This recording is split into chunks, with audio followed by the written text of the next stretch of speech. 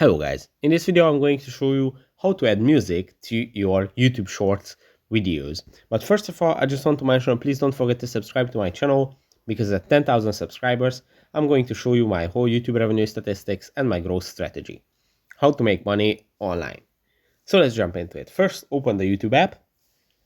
Then to create a YouTube short, you just have to go to the plus icon and tap on create a short. And from here, you can either upload a clip from your gallery by tapping on the bottom left corner, or you can start recording like this.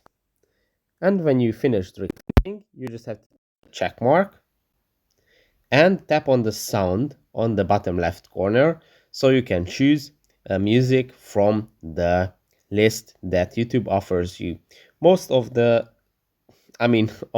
of the songs are available. Obviously, there are a few exceptions, but generally you can search for your favorite song in the search bar and you can find it and add it to your music. To your video. So that's pretty much it for this video. I hope it was helpful for you. If it was, please consider subscribing and see you in the next one. Bye bye.